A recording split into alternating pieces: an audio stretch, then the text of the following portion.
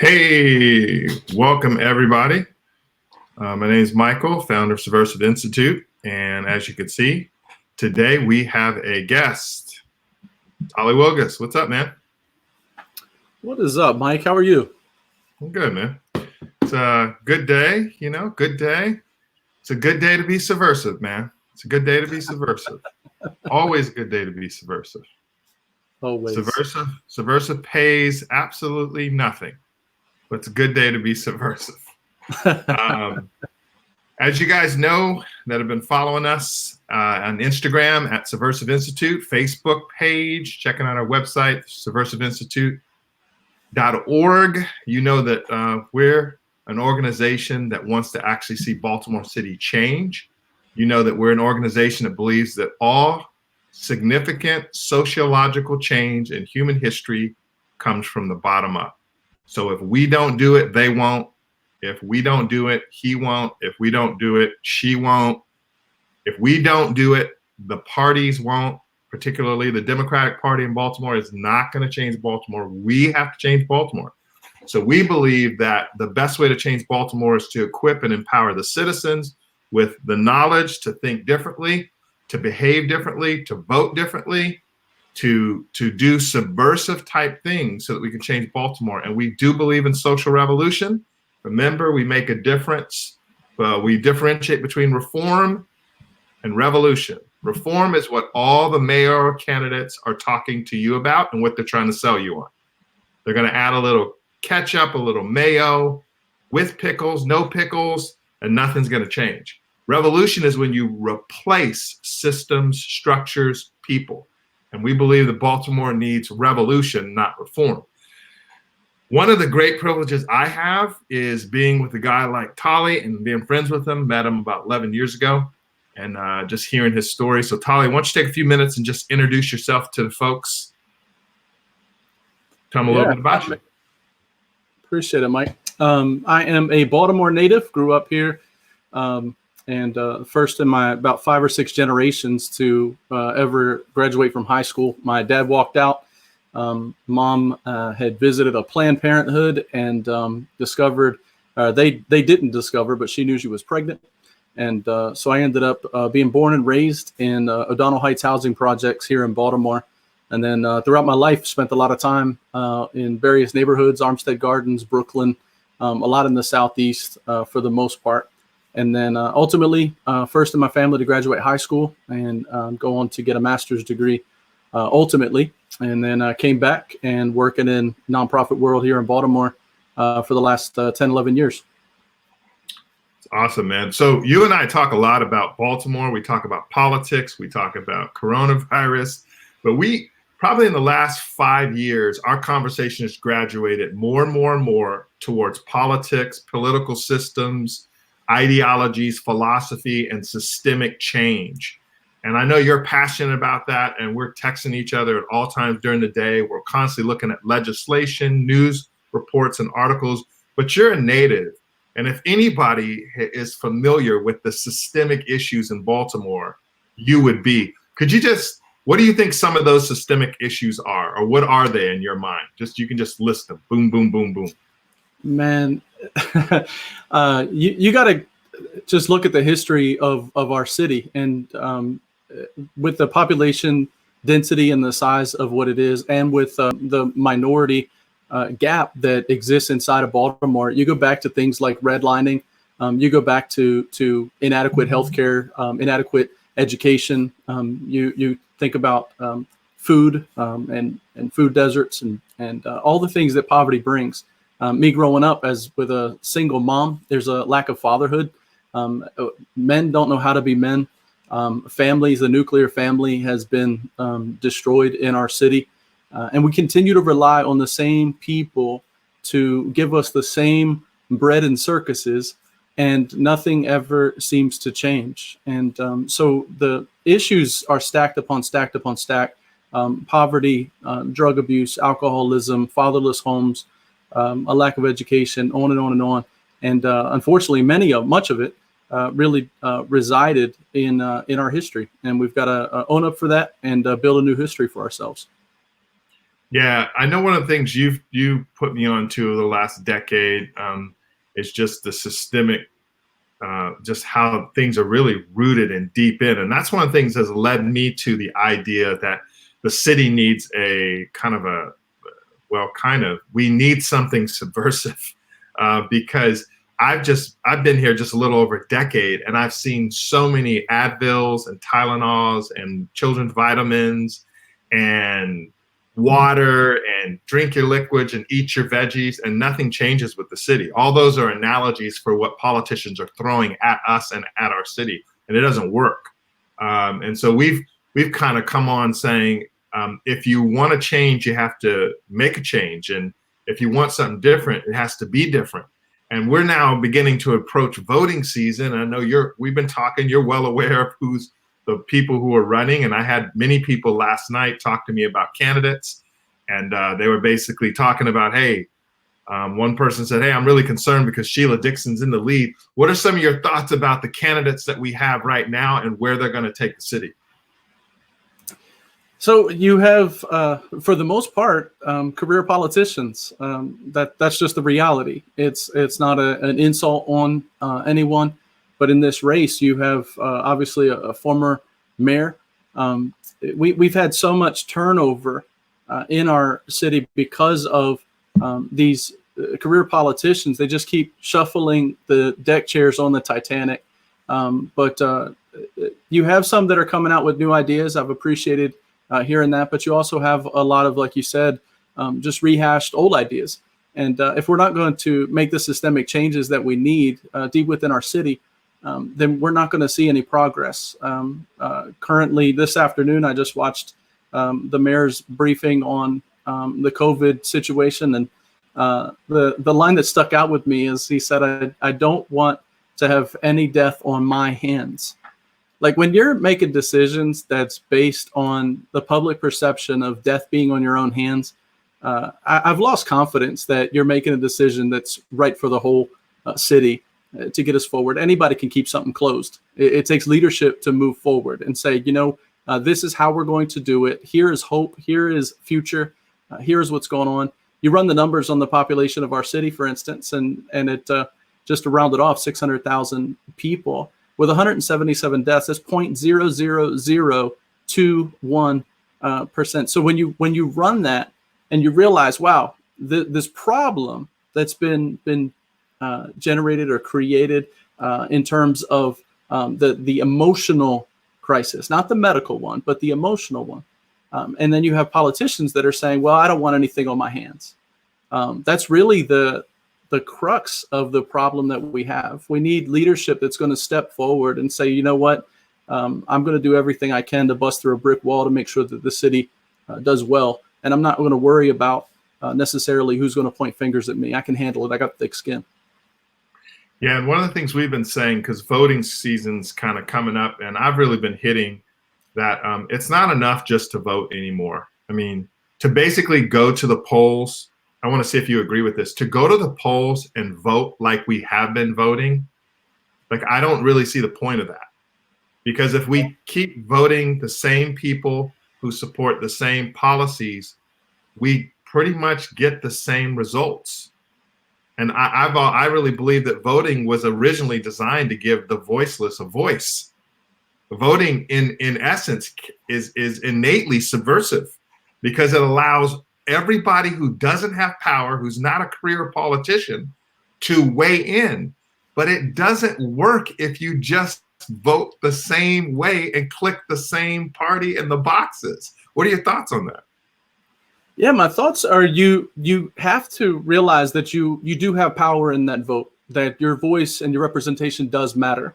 One of the challenges that we face in Baltimore is that with that vote, most of that decision is done in the primary, because we don't have an open election where you could have 2 or 3 or 4 Democrats even running come November. What you have is you have a primary election. And if you look back, the history shows you that in the primary, when all this is really decided, we end up getting a very small fraction of the total city population who participates in that process. And so when you look back at our previous mayor, you had less than 20,000 votes in the primary that allow that person to become mayor. And so you have to own the fact that I own something important here, and I want the politicians to come and to really show me the way forward. I don't want to be given things. That's why I threw out the idea of bread and circuses earlier. If you were to Google that, you'll just see it's the idea that government just gives you a little bit to get by and then keeps you entertained. And then that keeps your mind and your heart off the real issues that matter to your life. And so the people in power continue to stay in power, and the people that don't have any continue to feel that like it's always going to be that way. But that's not true. You have to demand different. You have to ask for different. And honestly, even having an election, a general election that is open, that's not party affiliated, that would be one good start right there. Yeah, and I think I made this point in yesterday's live, and so you and I talked a little bit about the death of Aubrey, and it truly is a tragic death. But one of the things I pointed out is that so many times we talk around issues and about issues instead of talking about the exact way to actually change something. And what you're getting to now is you're getting to the systemic issues, even when we come to vote, that the system is kind of rigged from the get-go. It's rigged. It's like and I've said this before, I would actually be for a Baltimore City draft at this point for city council. just pick 15 people who live in the city and put them in city council. They can't do worse. And I would argue that someone with no political experience would actually do better with people with political experience. And I think I could win that in court with a jury, because all I'd have to do is present the career politicians and say, they've had decades to fix the city and they ain't never done it. So but the reason why we don't get ordinary candidates, people like you and I and ordinary citizens, is because the system is rigged to keep career politicians where they're at. So what's my point? My point is, you can't fix that by marching. You have to go after the very system that exists that keeps career politicians in power. So what that means is that's subversive. So it's like what happened in Georgia. Those people were operating under the law, which says private citizens have the right to actually detain and arrest someone. Now, we can debate whether that's a good law or bad law, but it's a law. And if people in Georgia want to see that law changed, marching won't help per se, Facebooking won't help, and neither will running 2.2 miles. But what we'll do is attacking that actual law, finding out how do we change legislation to really change that. And I think that's where we have to go. I was thinking about this, that most of the mayor candidates are trying to convince us that they're the best kind of political mechanic. You know what I mean? But you say, I have my cars messed up, and who's a good mechanic? And Baltimore, we have to ask ourselves, do we really want a mechanic? Like, we want to drive this car, not the people. Because remember, people change cities, not parties and politicians. People change cities, not parties or politicians. But do we really want this car fixed up? Or is it time for us to say, hey, let's change this? What are your thoughts on, Tally, on the difference between Reformation and Revolution? Yeah, I think to carry your analogy, there have been times in my life where what I really needed was a mechanic. I would go back and continue to have a problem fixed. But at some point, when the same problem with the same people working on it is not getting fixed, I get a new mechanic. But when the car itself just doesn't seem to want to move very much, I'm getting a new car. And that's where we are with the city of Baltimore. The civics education in our city has to be lifted up. We have to be able to teach our young people what it is and how it functions. We shouldn't have a specialized group of people who understand how to get things done. We shouldn't have this cloak of secrecy that's over top of the eyes of the citizens, to where they feel like that there's distance between myself and my local politicians. What you have to do is be able to say, you know what, we're going to go in and change the whole thing. And frankly, I talked to a young man. I'm not going to put him on blast on here, but I talked to a young man who's doing a lot of great work in the city. And he asked me, about how to go about getting a seat. And the reality is, if you're watching out there and you have any following whatsoever, and you could start off saying that I don't even know what I'm doing. Guess what? If you have in your council district, go look at how few votes it would take for you to have a seat at that table. The reality is there's this aura and appearance that it's harder than you think it is. And what we need some good people that from all different career paths that are just going to step forward and say, you know what, I'm going to represent my neighborhood. I'm going to represent my community. So we don't need to sit back and just vote for the same pool of applicants. What we need to do is just say, you know what, I appreciate you working on the car, but it doesn't seem to be moving. So it's time for us to get a new car. And I don't need a mechanic right now. I need a salesman. So I need somebody else that's going to be able to put me into a new ride. Yeah, and I'd be interested to see what the folks listening think too in terms of this. Like, is it time for Baltimore? I mean, does Baltimore need a mechanic, or do we need something new? Are you more, as a citizen, as someone who's listening tonight, do you want to try to fix some of the things, or are there things about Baltimore that you want replaced? Are there things about Baltimore that you think this is so bad it just needs to go? This is like cancerous. It's got to go. It needs chemo. It needs surgery. It needs removal.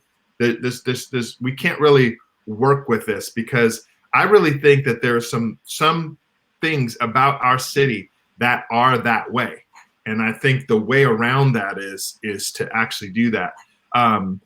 You know, what role do you think? And I'm interested what our listeners are going to think too. Do you guys think Baltimore needs to be fixed, or you think there's needs to be replaced? And I want to know from our listeners. I know, Tally, you've weighed in on this too with our conversations.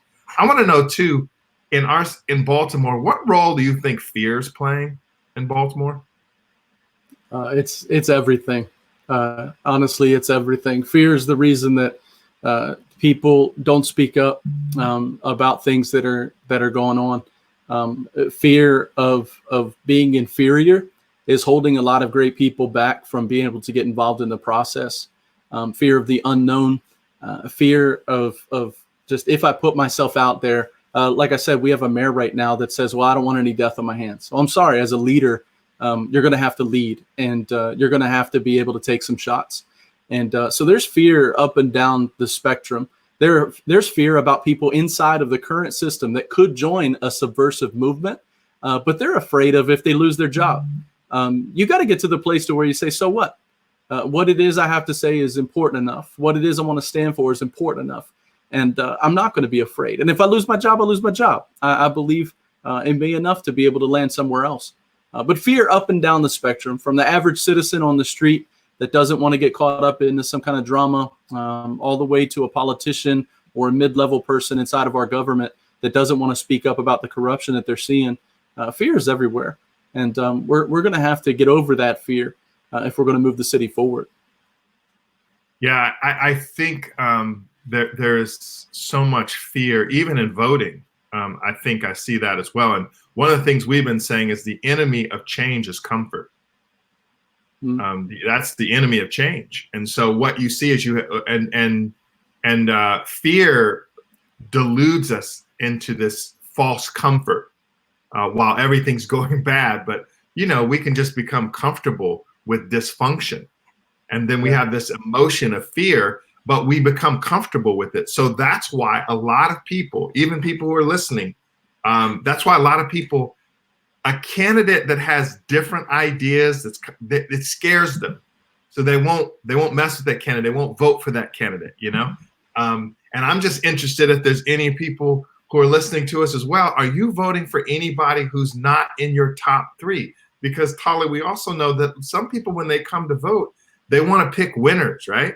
They're not picking the person who will actually make the city better.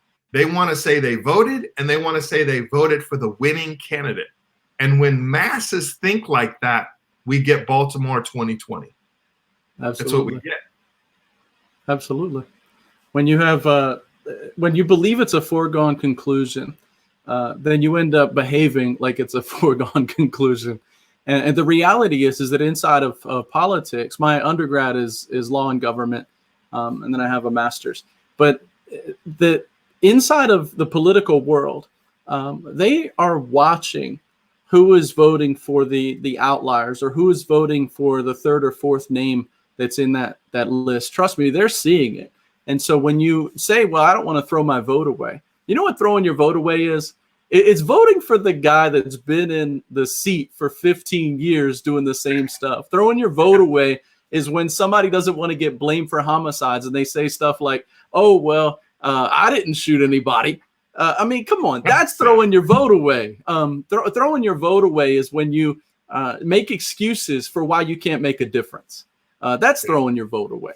But I promise you, the political class, they look and they'll see, is there anybody that's gaining momentum? Are there ideas that have been presented? And that's why a platform is so important. You've got to be able to tell a person's ideas apart. And if you're looking at 3, 4, 5, 6 people, and it's pretty hard to tell how distinguished their ideas are from one another, that's a problem. And that's really the biggest problem that you have when you have a party type of election in a city like ours. Yeah.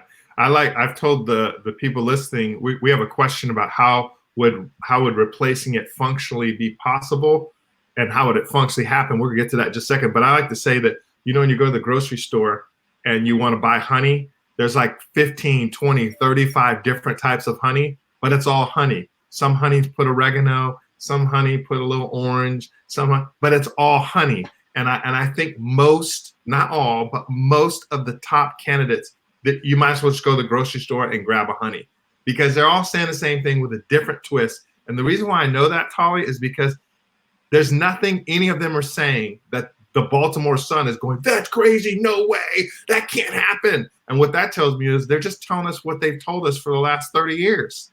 But let's address this question. So how would replacing it functionally be possible? Like, functionally be possible. And I think, and the person who asked the question might want to specify this. I think what they're getting at, Tally, is okay, if we were going to replace it, let's pick one thing. How would we functionally go about that? So let's talk about for example, let's talk about the process by which someone becomes mayor, right? The process of becoming a candidate. And you referred to the fact that if you go into your districts and actually just do a little bit of research, how few votes or representation you need. And I've referred to it as somewhat of a rigged system of how we get there. All of the systems and structures that we're voting for and the people there, those were all put in place. That's all in writing. And I think sometimes, Tally, people don't understand that we could change that. The Constitution is amendable. I know we've never amended it in like years, right? But it was made to be amended. We could have a different Baltimore if we wanted it, right? But here's the thing. I can guarantee you no one running in office wants a different Baltimore, right? Yeah. A real different Baltimore. So functionally what it means, tell me if you agree with this, Tally, functionally what it means is, it cannot happen without a massive amount of people, tens of thousands of people saying what we currently have is no longer acceptable, and putting either running for office and getting in there, and or putting the right pressure on the people to say, we want to change the system. And that can all be changed legally because we have a constitution that runs our city. What do you think about that? That's absolutely true. And I think with the relatively low numbers that it takes in each district to be able to get on to the council, that is something that can be done. It's within reach to the average citizen. You simply need the idea, the spark of an idea to say, this is what specifically needs to happen. And some of those ideas that you talked about that the Sun would lose their mind over, those are the types of things that at least get you to the table and get you taken seriously. You start to build up a following. We've got rappers in the city who right now, they don't realize it, but they could right now go out and win a council seat. And that would scare the political class to no end. There are literally rappers in Baltimore that could do this. There are writers that could do it, that are getting the ink and getting the pub on a regular basis. They could go out and say, this is going to change and this is my platform and I want my people to follow me. And you do that, you put yourself out there and you say, I'm going to take this thing in a whole different direction. You can chip away at that without too much work, actually. You could get a few seats around the city, all geared in the same direction, and then you work on changing that process from within. Yeah, and so we have what we have because at some point in Baltimore's history, people voted and put it into law. We're going to have 15 council seats. We'll have a mayor. We have a police chief. We could change all of that. We could change it all. Literally change it all. Me personally, I tend to be a little bit more radical. I'd like to see us do away with a police chief because it doesn't work. I'd like to see us to have a board or a council over the police department. And I'd love to see people in city council that actually don't get paid, who get stipend, who can't be career. I'd like to see term limits. All those things could actually happen, but they'll never come from the top down. There's no incentive for a career politician to want any of those ideas. And every 4 years we go through this, right, Tally, especially on the national scene. And so what we like to say here at Baltimore, if we want to change the city, we have to change the city. We have to change the city. And if an idea doesn't make you a little uncomfortable, then I can guarantee you this, it's not going to change anything. Not one thing. Talking to a friend today, Tally, and he told me that, when election times come, it's like he tunes out. And I think that's why we have so low turnout to election time, because we can already pretty much predict what they're going to say, right? But to the point of the question, how would replacing it be possible? It's not possible. It's not possible unless we, the people, do it. So if we're relying on elected officials to do it, it's never going to happen. So let me put in one other thing to this question and show you something. So one of the things Subversive Institute has been pushing for over 6 months is that the mayor and the city council and the governor should declare a state of emergency in Baltimore. Mm-hmm. We've been saying that for over 6 months. And when we first said it, people were telling me to shut Subversive down. We're evil. We're not loving.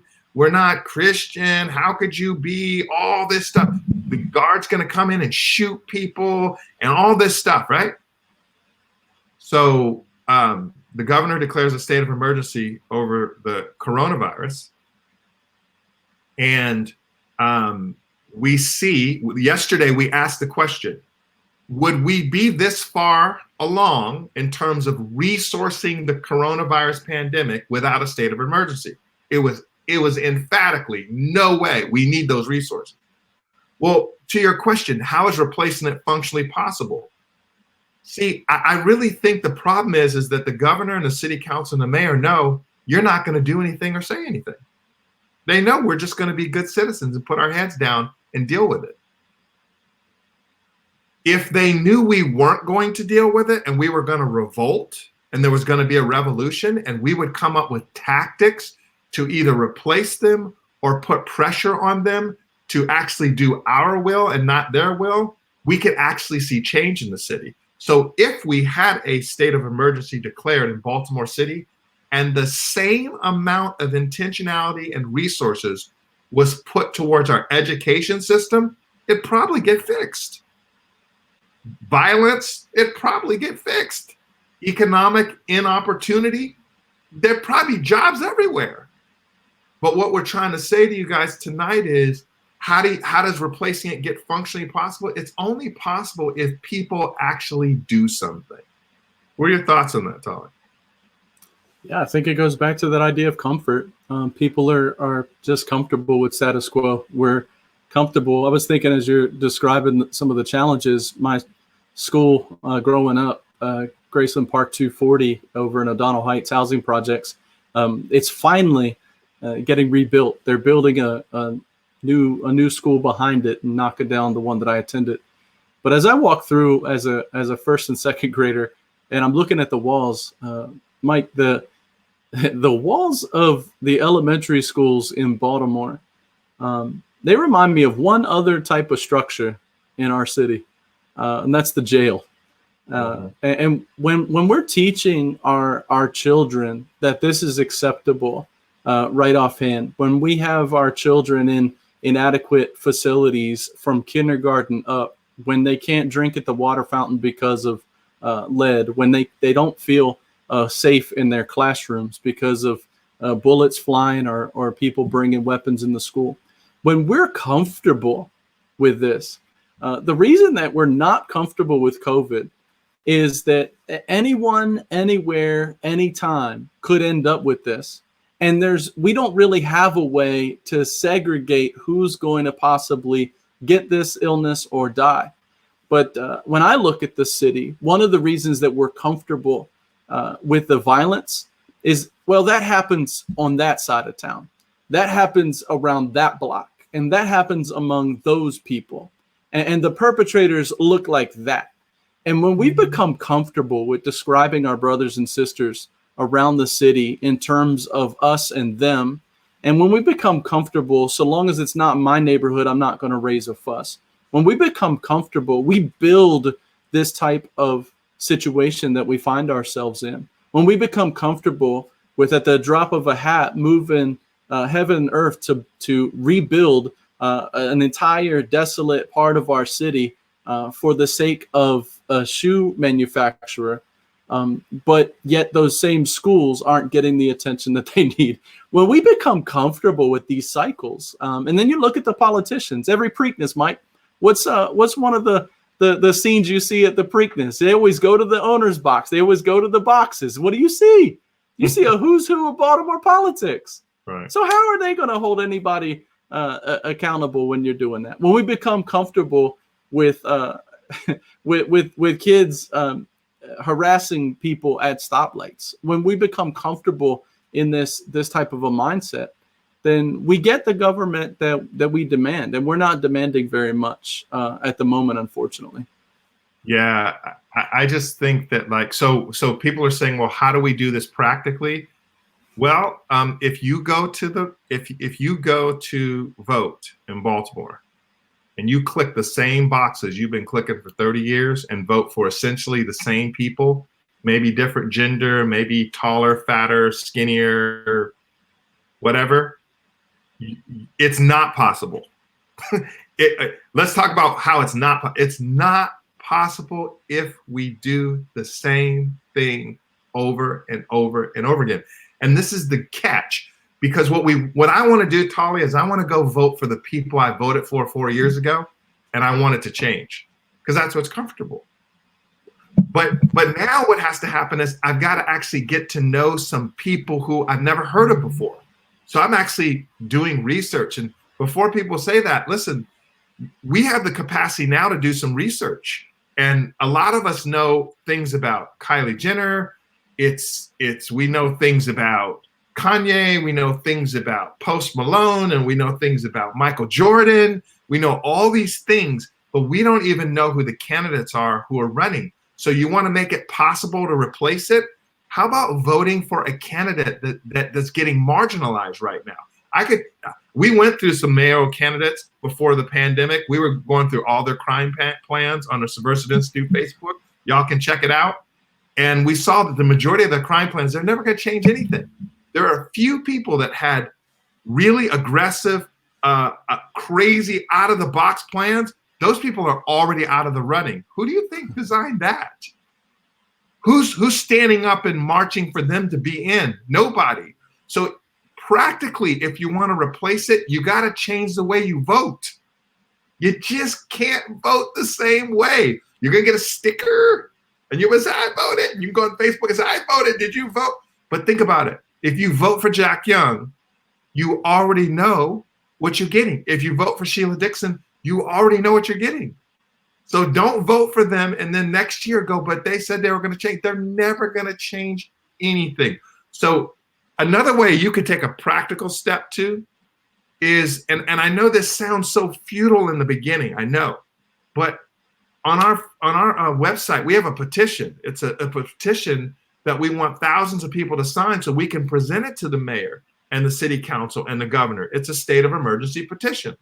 I hope now that many of you who are so reticent to see a state of emergency are starting to see the good it can bring. They built a hospital downtown, Tally. And how many people are in the hospital, by the way? Yeah, exactly. How many people used it? I mean, like nobody's using it. I mean, thank God, right? Yeah. Like, imagine that. They built a hospital. Now, Tolly, do you know of any other places in Baltimore that could use a pop-up hospital like that? Yeah. I mean, yeah. You're talking about, I mean, the governor has billions of dollars of emergency funds, and then he went to the feds and got them. And then, and this is what we're talking about. If you want to change Baltimore, we have to do it. You have to do it. You've got to vote differently. You have to behave differently, and you've got to deal with your comfort. You got to go, you know what? I got to step out, maybe vote for a candidate that's not mainline, but has some real ideas, and maybe do some behaviors that maybe get you defriended on Facebook. It just has to happen. We need to vote for people, not politicians. Vote for people, not parties, because people change our city. Any final thoughts you have, Tolly? No, I just appreciate the work that Subversive is doing to get people motivated and connected and help them understand what's going on. Unfortunately, our civics have failed us when we have young people that can give you the stats of a high school quarterback or a wide receiver, but they can't tell you when election day is. And I want you to understand, if you're watching and you're saying, what can I do? Getting engaged is the most important thing you can do. They would love, the existing political infrastructure would love for you to remain ignorant, to remain unaware, to remain on the sidelines, to remain apathetic, and just continue to take the garbage that they're giving you. You have a right as a citizen to expect and demand more from those that are leading you. And if you have a generation or two to follow you that you care about, get involved, get out there in the primaries, get out there and get to know some candidates, and don't be afraid of putting your voice out there. You got to be heard. Yeah, remember, voting was designed to give the voiceless a voice. And, you know, the Declaration of Independence says, Tolly, that when any form of government hinders our ability to pursue life, liberty, and happiness, it is the right and obligation of the people to alter it or abolish it. And I think Baltimore is there.